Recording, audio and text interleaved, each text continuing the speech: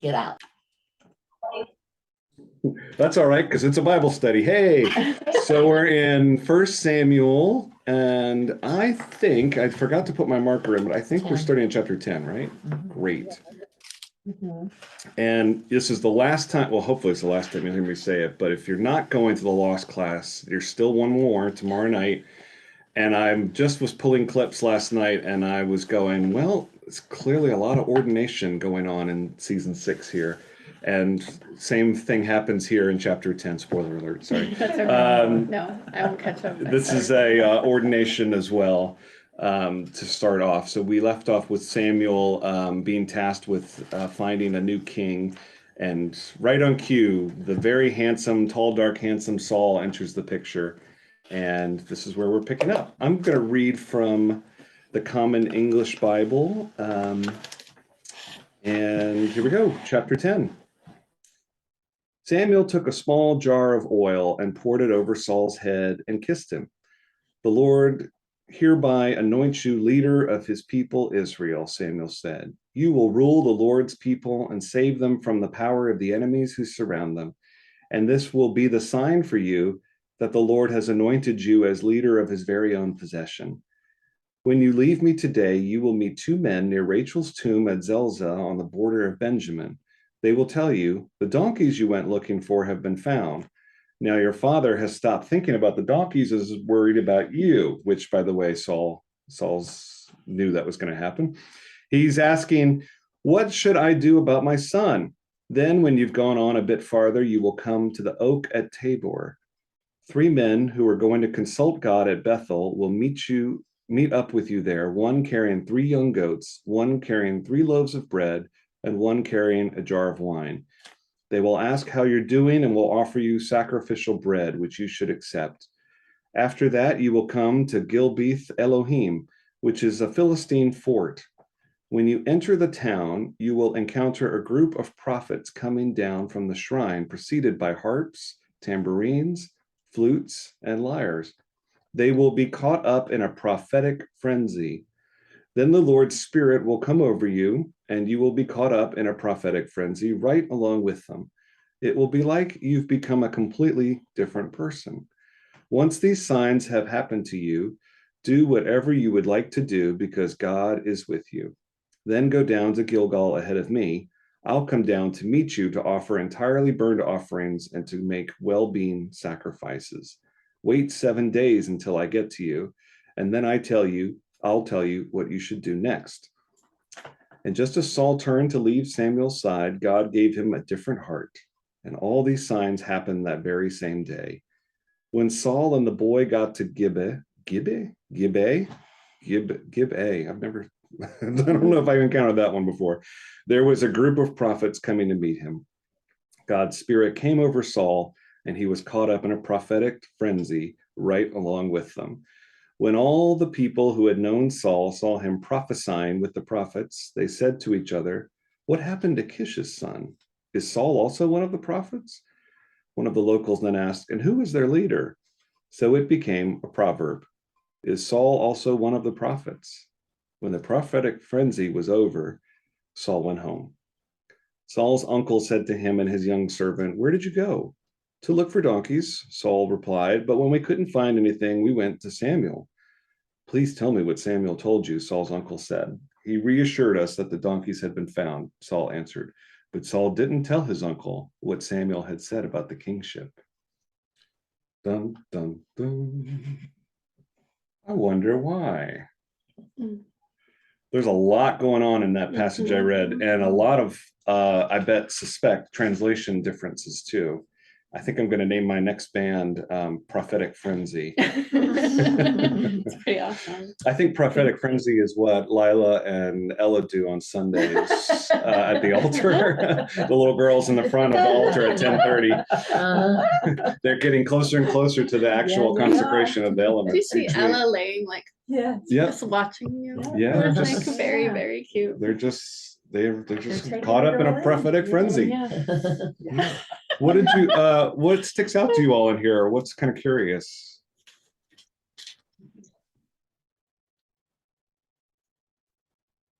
Do you all have a different translation than prophetic frenzy? That's the question. No, I have prophetic frenzy there, and I have.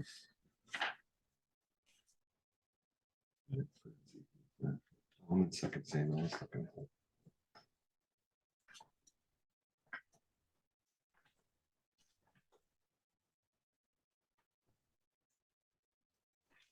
Message kind of skips that phrase Yeah. altogether. Really? Mhm. Yeah, it's not.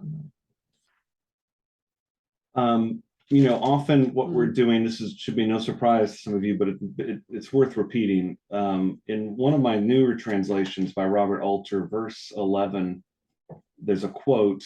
It reads this way: "And so whoever knew him from times gone by saw and look with the prophets he spoke in ecstasy." It's different from prophetic frenzy. "And each would say to his fellow, what has befallen the son of Kish? Is Saul too among the prophets?" And you got the little line there, "Therefore it became a proverb." So it's, another example of scripture answering a question that we today are not asking, but somebody was asking, which is, what's the origin of that "is Saul too among the prophets" song that we sing around the campfire all the time, Well, and then here comes the story kind of cooked out of that a little bit. The details are probably concocted a little bit to play up the prophecy, but the detail, the truth of the matter is that Samuel has anointed Saul. It's an ordination scene. Anoint with oil. Anybody know what significance of that is in the New Testament, name wise, title wise? What the oil? One who was anointed, yeah. Jesus was anointed by the woman. But yes, she was anointed by the oil. Messiah. Messiah, yeah. Christ means anointed. And the anointing doesn't it is oil, but it's funny that Jesus is not anointed until Leslie, you're exactly right, until the woman with the alabaster jar spreads the perfume oil on his feet. He's anointed with water instead. So the anointing is more metaphorical, actually, in Jesus's case, but that's where Christ, that's how Christ ended up being his last name. Anointed. So the idea too, again, that's, anointing is part of ordinations to this very day, even in the Episcopal Church. When I was anointed, you probably heard me say before, when I was anointed, when I was ordained, very distinction, I was among, and many of you saw Paula Clark's ordination, which includes a lot of touch, a lot of directing the Holy Spirit's attention to a particular person. Same thing happens in a diaconal ordination or a priesthood ordination, but with a priest, we are given the charge to go and do a lot of things in the stead of the bishop, in absence of the bishop, because the bishop can't be here to baptize every week, obviously. So our hands are anointed. They literally poured blessed oil in my hands, and the Bishop of Los Angeles took my hands, and he had big hands. He kind of squeezed them a little bit and kind of like rubbed the oil in, and you basically had to give us a big lavabo towel, basically something like the altar guild would have to wipe my hands off. So there's this great picture, one of my favorite pictures of my ordination, and I'm smiling. That's why it's a good picture. No jowls or anything, but you can see I'm wiping my hands off too. It's right after we said the peace for the first time. And that allows you to do what the bishop would do? Basically, yeah. So it's like I have the ability to bless, and the ABCs: absolve, bless, and consecrate in the bishop's absence, right? So I know. Yeah. I know in our past we've been at that people were anointed with oil for healing. Right. So actually, that's a good point. Technically it's two different oils blessed for two different reasons, but that's another thing where the lines have gotten blurred over time, and there's sticklers in the Episcopal Church who are really cranky about it, but they're usually more on the academic side, because in practice, I've yet to meet a church that has the oils specifically separated. But one oil is a chrism oil, which is what you'd see in a baptism for blessing. And the other oil is an unction oil, which is an oil for healing, and the oil you use at the sacrament of last rites. Yeah. Do we have? It's both? actually not last rites, it's more just healing for the sick. So you can have that sacrament many times. Yeah. And do we have both those oils? We have one oil. The Diocese of Chicago issues it as one oil. Yeah. So are they made differently, or are they blessed differently, or? They're what? blessed separate. Like there's like one prayer over oil for blessing or chrismation, and then another oil for a prayer for those who are sick. And is that still done by the bishop? Because I Mm-hmm. think when Bishop Lee was here, we had to have, well, maybe, I think Mary made it, but we had to have oil that, Mhm. so you can't bless. I that can't, oil? yeah, priests cannot bless oil. Yeah. But they have the Pretty chrism cool. mass They do a chrism mass once a year Mhm. in Holy Week. And where you so get the oil. Oh, so we don't It's- just have to wait for Bishop. we don't have to Well, just and wait I for know it's not Bishop. Bishop Lee anymore to Yeah. come here. Turns out we've got a ton of oil, so we're in good shape. But yeah, every year I go down for the clergy renewal vows, and then they bless vats and vats of oil, Oh, and I steal some bottles, and Yeah. Oh, it smells so good. sell them on the black market. Yeah, it's olive oil with a lot of florals in it. So. Yeah, spices and florals. And if you ever want it, you can always take it. I won't tell, but it's technically not. It's supposed to be administered by a priest. Mhm.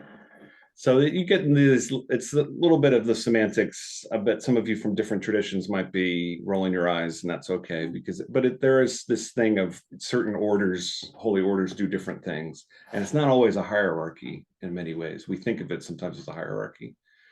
Deacons do certain things. Often the jobs I'm doing on Sunday are jobs a deacon could be doing, and I wish we're doing, but we don't have a deacon. mhm. And then there's jobs that it'll even say in the prayer book, the bishop, when present, does this part. Mm. So, like any of these. So. All right, we're off track. Here Oh, we go. Thank you, sorry. No, it's all right. I like this. It said, "Is Saul among the prophets became a proverb?" And I Mhm. have a footnote, and it said that it's a way of remarking when a group has absorbed or accepted the least likely candidate for membership. Oh, that's So if nice. somebody Oh. very unlikely That- yeah. joins a group, Right. like you could say, "Oh, is Saul also among the prophets?" Exactly. Yeah. Meaning that's pretty unusual. It's a change. We should bring yeah. that back as a thing. It absolutely, yeah, that's great. Because it That's is funny. different. It's always been these boys that have been, groomed for profit. Samuel at this point has been a prophet for decades, and Mhm. so that's who Kish's son is, and then they're going, where's he? Why- And they why kind of is turned he it into a Yeah, and why do we have Saul? Like who died and made this guy king? Quite literally. Yeah. right. Although Paul didn't, Samuel didn't die. Yeah.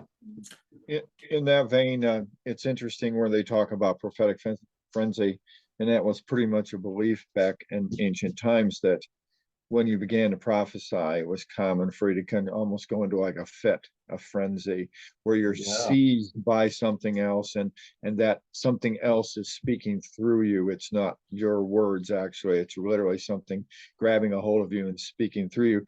And so that was what they were observing happening with Saul. And so that gave them affirmation by their understanding of what prophetic utterance was, that he was, uttering prophetically. So. And David, do traditions that are into I'm trying to phrase this right, traditions that feature glossolalia, which is the fancy word for speaking in Yes. tongues, they Yes. draw kind of a line to this? Well, not yeah, and they have prophetic words of knowledge, things like that as well. And they all believe that the person in that situation is being controlled by the Holy Spirit. Basically, it's not their words, it's God's words coming directly through them. In some cases, in a heavenly language that we no longer speak. If that's the case, then it has to be translated by someone there. It's going to be, Paul talks about tongues, and he says if you're going to have tongues, speak in tongues, and one person does it at a time, and then someone has to translate. Now, what he meant by that may be something different, but how they take it is if someone speaks in tongues, there has to be someone follows with a word of knowledge or something that translates into the native, the lingua franca, into what they're so that everyone can understand. Mhm. Yeah. It's great. Wow. Has anybody seen people I should say, has anybody spoken in tongues? Has anybody seen people speak in tongues? Oh, yeah. We've seen it. Yeah, I've seen it. Yeah. The whole Where? word of knowledge of being slain in the spirit. I've been in charismatic or Pentecostal services. My grandmother was Assembly of God. So yeah, I've seen all those manifestations. Yeah. It's I've seen it once in person in I was on a mission trip as a kid in Jamaica, and we were in a charismatic church and watched it, and we did not, I mean, I stood back there like this going like, what is this? Because you don't know if it's an act or anything like that, but it's pretty legitimate watching people just get overcome. And thought I've been open to it happening, but it's never happened to me. So They although you certainly, could say the sound system spoke in tongues on Sundays. that was a demon. Yeah. Well, if it It was was really a demon, it would have happened during a prayer. They certainly feel that that's the case. The people that it's happening to, they're very quite often they're very legitimate. But if you just want to know some of the inside, my mom was grew up Pentecostal. She never spoke in tongues, but they try to encourage people to get that gift because they believe that is the single distinguishing characteristic of when you are filled with the Holy Spirit. So they teach them, in order to facilitate this, they teach them to practice at home speaking in tongues. They tell them, just take a little phrase and practice. So for whatever that's worth, so. Great. What do you all think about why I don't really have an answer per se, but what do you think's going on at the end of the section I read, which is verse 16? Saul didn't tell his uncle about the king. Basically, I just got anointed king of Israel. Yeah. But not telling anybody. Think about that. Not yet, at least.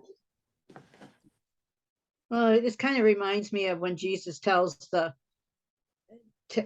he healed to not go back and tell anybody, to keep it quiet. But I think a lot of times too is Saul's probably not really sure what's going on either, and he didn't want to say too much because, if he's going to be king, he's maybe he's one of the least likely people to be king, and nobody's going to believe him, and they're just going to ridicule him. So he's probably that way. He just didn't want to be ridiculed, and oh no, yeah, that didn't happen. Yeah, I'll buy It that. was- I mean, he's got a proverb now that's basically saying, "Who made this guy king?" Yeah. That's right. I like that explanation. Mhm. Well, and it's kind of a hectic situation to get into a big conversation with your uncle, Right. right? It's Yeah. like, you don't need He's to probably know hungry. right now. Yeah, I exactly. just was frenzying. Yeah, there's probably a line missing. We need to talk at some point. Like, Yeah. let me sit down for a minute. Yeah, I uncle. gotta have somebody. Yeah. So I have a question. Sure. I'm wondering who decides where the numbers go? Like if you look at 15, it says Saul's uncle said, tell me what Samuel said to you. So that's 15, that's one sentence. Then 16 in this is like 3 or 4 sentences. So what is it? How do they decide to where to break off and to put different numbers? I wouldn't say it's arbitrary, but it came very, very later. That's not right English, but you know what I mean? A lot later, before, I mean, really only in, I don't want to say modern times, but probably not, I don't know, David might know better, but probably not into the first century or first millennium AD, I bet, is when numbers started coming in, and they would break things into chapters. It was all kind of one text. Right. And if you look at the manuscripts, of course, the manuscripts of the New Testament, there not only are they no verses, there's no punctuation, and there's no separation in between words. The manuscripts are just Right, written right. straight out with no verbal, no separation between the words. And in most cases, when people read Greek manuscripts like that, in order to understand what was being read, they had to read them aloud because only then would they understand where the word breaks were. Right. So, yeah, and this was strictly for reference. It Mhm. isn't necessarily divinely inspired. It's just reference so that you can find things with a certain facility. And I don't think anyone claims, even fundamentalists don't claim that the chapter and verse divisions are in any way, Yeah. necessarily inspired. It's a Thank great you. point. And, probably somewhere preceding or around the Gutenberg Bible, I would guess, when you started to have multiple copies of things available to people, you did need Give to me a have. second now. I can look it up. Sure. I don't know offhand when that occurred. Great. Well, So until I then, can- I'll say it I as can get- authority. So there you go. Yeah, Google's the authority. No, Yeah, exactly. I don't really know, but I'm just guessing that it's.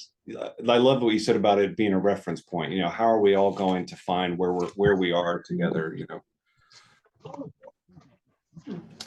And then, of course, a lot of you have the NRSV, and that version comes with, for the most part, most versions of the NRSV have little headings too, and that is very, very recent, like last couple 100 years. Mine So- doesn't. I Right. don't know why, but it doesn't. Susan's doesn't Yeah, either. mine doesn't either. Yeah. So can I just ask a question? So David, when you were talking about the scrolls, so you're saying it's just like one run-on sentence that Yeah. keeps going and going and going? That's exactly what I'm saying.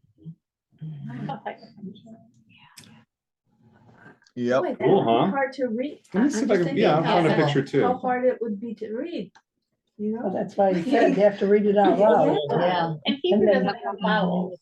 Right. The You first could- Bible that had verse and chapters and verse numbers was the Geneva Bible in 1560. Yeah, it was So close. it was quite late. Yeah. Quite late. Yeah, they-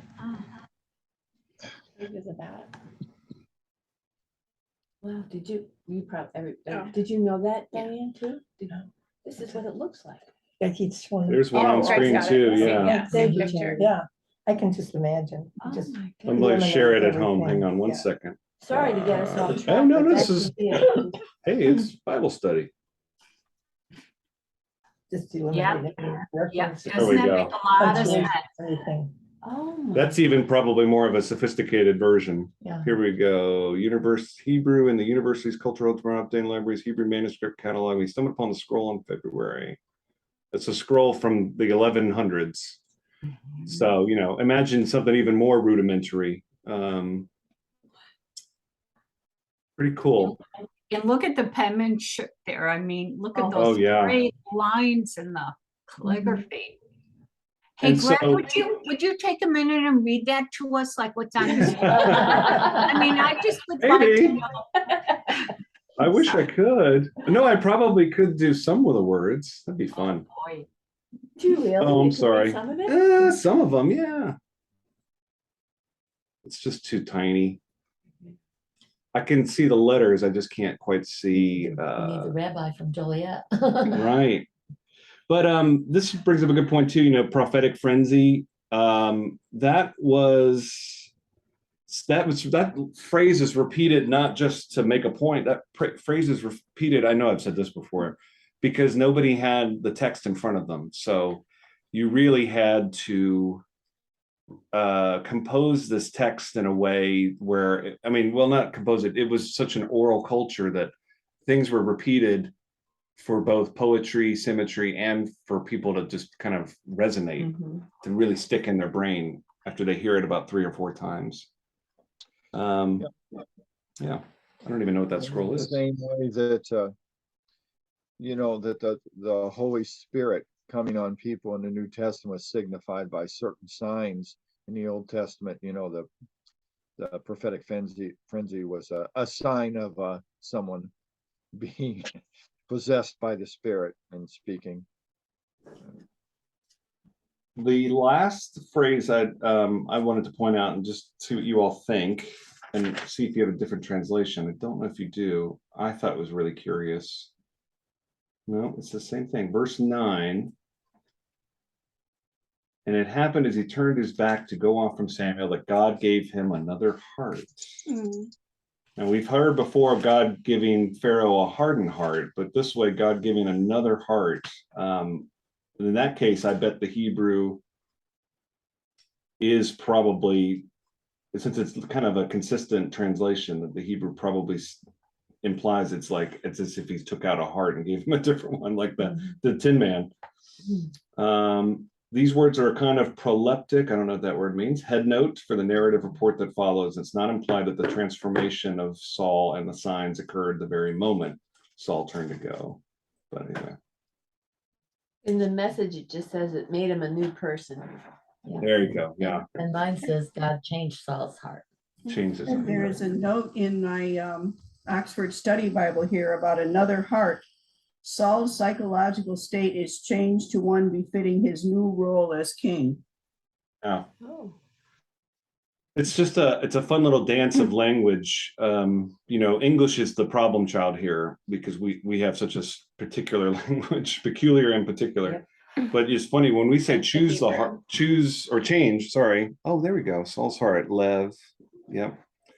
So Levav and all, the whole, any, call Lev, the heart, feelings, the will, intellect, center. Yeah. It's a awesome. lot.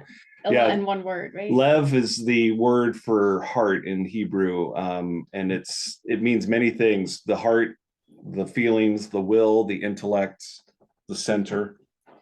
So our translation is heart, but that's why you get to changed his ways or changed his life, as some translations. We don't And I have think a word we don't really have a word for all that. transformation, maybe, redeemed. We could use all kinds of stuff. But what's funny how the word change for us means the heart, if we say your heart changed, we kind of get that. But if we say God gave you a new heart, the Hebrews would say, well, that's what we mean by change. But in English, it's like, well, that means like a heart transplant. Yeah. Yeah, at that time, the medical understanding was that the heart was the center, and they didn't understand that the brain had anything to do. In fact, at that time, basically, I've seen some ancient stories about how, like, the Egyptian doctors, they didn't understand why people died when they took a head wound, because they didn't understand it. The brain is the center of all the all our functioning, autonomic functions and everything else. But yeah, that was reflective of that culture. Amazing. All right. Well, let's continue. Verse 17 to the end of the chapter. Would someone else like to read? I can Get the do it. message? Yeah, I got the Great. message. Okay, the title on mine is Saul Among the Prophets. When Saul and his party got to Gibeah, there were the prophets right in front of them. Before he knew it, the Spirit of God came on Saul, and he was prophesying right along with them. When those who had previously known Saul saw him prophesying with the prophets, they were totally surprised. What's going on here? What's come over the son of Kish? How on earth did Saul get to be a prophet? One man spoke up and said, who started this? Where did these people ever come from? That's how the saying got started, Saul among the prophets. Who would have guessed? When Saul was done prophesying, he returned home. His uncle asked him and his servant, so where have you two been all this time? Out looking for donkeys. He looked and couldn't find them. And then we found Samuel.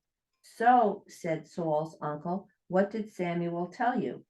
Saul said, he told us not to worry. The donkeys had been found. But Saul didn't breathe a word to his uncle of what Samuel said about the king's business. And then the next little thing is, we want a king. Samuel, do you want me still going? Yes, absolutely. Samuel called the people to assemble before God at Mizpah. He addressed the children of Israel. This is God's personal message to you. I brought Israel up out of Egypt. I delivered you from Egyptian oppression. Yes, from all the bullying governments that made your life miserable. And now you want nothing to do with your God, the very God who has a history of getting you out of troubles of all sorts. And now you say, no, we want a king. Give us a king. Well, if that's what you want, then that's what you'll get. Present yourselves formally before God, ranked in tribes and families. After Samuel got all the tribes of Israel lined up, the Benjamin tribe was picked. Then he lined up the Benjamin tribe in family groups, and the family of Matri was picked. The family of Matri took its place in the lineup, and the name Saul, son of Kish, was picked. But when they went looking for him, he was nowhere to be found. Samuel went back to God. Is he anywhere around? God said, yes, he's right over there, hidden in the pile of baggage. They ran and got him. He took his place before everyone, standing tall, head and shoulders above them. Samuel then addressed the people. Take a good look at whom God has chosen the best. No one like him in the whole country. Then a great shout went up from the people. Excuse me. Long live the king. Samuel went on to instruct the people in the rules and regulations involved in a kingdom, wrote it all down in a book, and placed it before God. Then Samuel sent everyone home. Saul also went home to Gibeath, and with him some true and brave men whom God moved to join him. But the riffraff went on muttering, deliverer, don't make me laugh. They held him in contempt and refused to congratulate him, but Saul paid them no mind. And now this little thing is Saul is crowned king. Nahash, king of the Ammonites, was brutalizing. Is this still the? Yeah, you're right. Yep. Was brutalizing the tribes of Gad and Reuben, gouging out their right eyes and intimidating anyone who would come to Israel's help. There were very few Israelites living on the east side of the Jordan River who had not had their right eyes gouged out by Nahash. But 7,000 men had escaped from the Ammonites and were now living safely in Jabesh. Mhm. Great job. You were right to pause there and go, is this the right thing? Because it, this is talk about, a problem of verse names and numbers and the chapter breaks. They should have broken chapter 11 at that last Yeah. paragraph. Yeah. Because it continues a thought in here. Mhm. Yeah. But once again, Yeah. the Bible is a human enterprise. If God had written it himself, he would have fixed that. You're probably wondering what the heck just happened in verse 10. Was it verse 10? Oh, no, I'm sorry, verse 22. Yeah. This is from Robert Alter. This detail of Saul being hidden among the stuff. The detail is virtually a parody of the recurring motif of a prophet leader's unwillingness to accept his mission. Saul, the diffident farm boy, had expressed a sense of unworthiness for the high office Samuel conferred on him. Now confronted by the assembled tribes and trapped by the process of lot drawing, he tries to flee the onus of kingship, farcically hiding in the baggage. And I'm sorry, I'm having self-differentiation problems because this is so reminiscent of many whose journey to ordained ministry is, which is, I spent about 10 years hiding in the baggage, proverbially speaking. I always called it a blockade to God. If I'm not praying and God can't find me, then I can't become a priest. And that's not how it works. God gets God's way usually. So, but it's what a cute little telling of the story, because all the clues are there. And look, Samuel just basically tattooed it on their foreheads. If this is what you want, this is what you're gonna get. And Samuel is kind of ticked off. I mean, he's been doing this for 60, 70 years or something, and now they're like, we're done, throwing you out, and we want it's the midterms, we want a new leader, and he's ticked. And so then we've got Saul all the clues are there. Saul is indifferent. He's just like, king, take it or leave it. Don't really know. King of what? Not really sure. And he's And, kind of yeah. hapless in the whole thing. He He's just really looking for a is. donkey. Just, You yeah, know? just That's all. trying to deliver some donkeys He's here. just, I'm just looking for a donkey. I don't know how I got wrapped up in all of this frenzy. And What else stuck out to you all? What did you think? Barb, good job on the names too. Mhm. Yes. I just think it's so interesting because we always see stories of like even Moses, when God wanted Moses, it was like, me? Why do you want me? Like, and even when Yeah. you think about some of the apostles, when like, I'm just like Oh, sure. a simple little Fisherman. fisherman, and yet, but I think for me, when we read about those kinds of things, it really opens the door that someone who is like me could really aspire to great things with God. And so like the simple, I guess I'm glad that it's always the simple folk for the most part that are being selected. They're not like, I don't know, the real famous ones, but they're Right. like common people. yeah. Not the obvious choices. Yes, Yeah. yes, and Yeah. and it's just so, for me, so refreshing as, okay, maybe, I can do this too, not like Right. be a prophet or anything, but that. You can do something. Well, you could, yeah. You do something, Barb. Yeah. Well, Already. yeah, so I think it's Yeah. just, for me, it's just refreshing to see just simple people being chosen to be in great positions. Yeah. It's that time of year when I go recruiting for the vestry, and every year the amount of no's piles up. And the number one reason people say is, I can't do that. I can't be one of the leaders. Are you crazy? It's so universal. It really is. And the difference here, though, I will say, is that unlike Moses and like all these things, we get this impression that God is kind of going like, I'm not really part of this. And so look at all these opportunities to, or at least God is reluctant in this story, and they cast lots, which is, a bit like using a Ouija board. That's kind of a sacred process for them, which is really just rolling some dice or playing spin the bottle and just seeing who it points to without the kissing. We already knew who it was going to point to. Right. Right. But it's like they keep just trying to verify it over and over again. We're like, it's solved. Keep going, move on. And all these opportunities to exit the highway about this kingship thing. And it's just, in many ways, Saul's such a tragic figure because he's plucked from obscurity. He doesn't really want the job. He's forced into the job anyway. And we know the dramatic irony is we know it's never going to work out. And yet, at the end of his life, he'll be like, I didn't even want this. Yeah. Which is just something so sad about it, The relationship between Samuel and God is so personal. Like Yeah. we can't find him. Let me ask God. God's like, oh, he's over there. Right. It's just like he's in the room. It's a Yes. very sort of, Is I don't know God the here right right now? word. Yeah. Yeah, like, there's let a me lot just of ask him. Where I left exactly. my keys. Yeah. Yeah. I don't know. It seems ordinary or familiar in a way. It has. It's moved from centuries or millennia from Moses having to go up to the mountaintop to encounter God to now Samuel's kind of in a constant, almost like open channels in some ways. Yeah. And God doesn't have to physically come down at all. What else? Everybody home? Any thoughts? They're all, half of you are on unmute. You're ready to say something. We're just being quiet. All right, well then we move on to chapter 11, bankruptcy.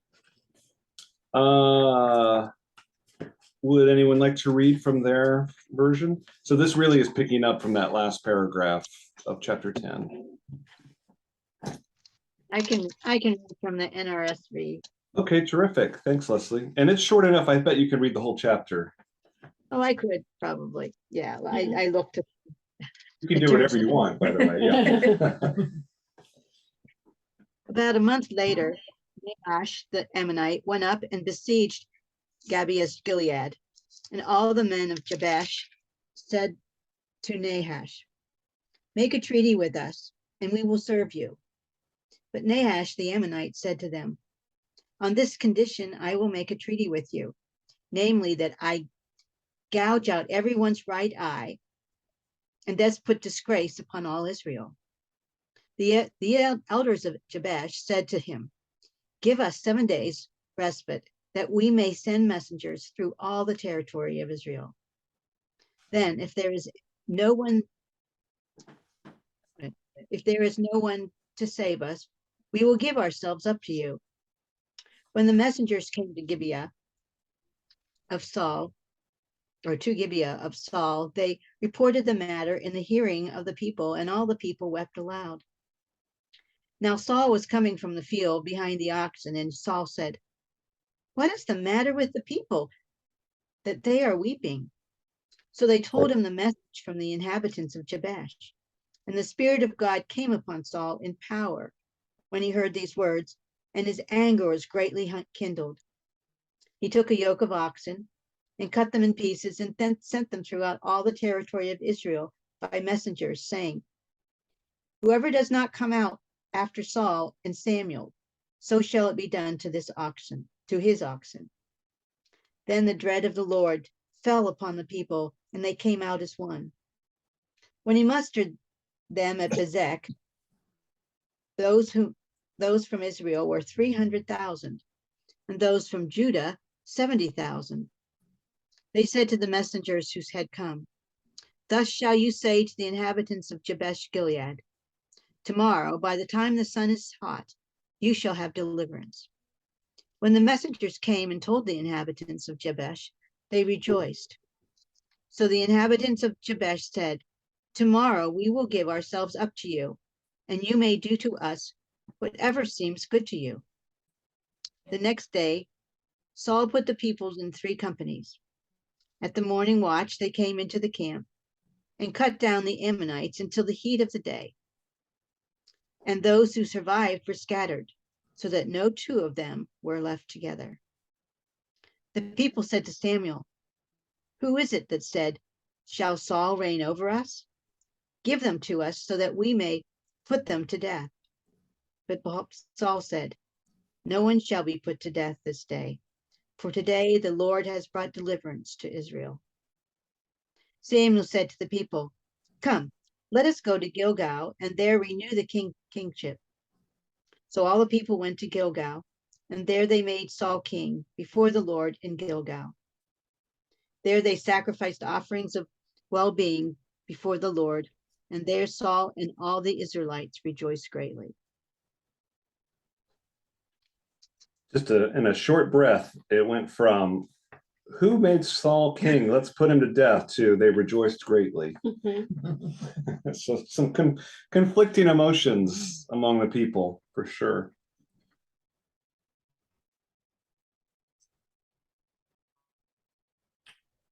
Okay, again, another probably silly question, but why the right eye? Why the right eye? Oh, well, probably, let's see if David agrees, but the left was always connected with the devil for a Okay. long time. Yeah, probably into even medieval times, that if you were left-handed or Yeah. things like Okay. that there was something wrong with you. Mhm. Yeah, that and people, archers and things like that, when they aim, they usually use their right eye Right. along with their right hand. So Yeah. when we remove left-handed. someone's right eye, Oh, that dear. reduces their ability to fight anymore. Uh-huh. Yep.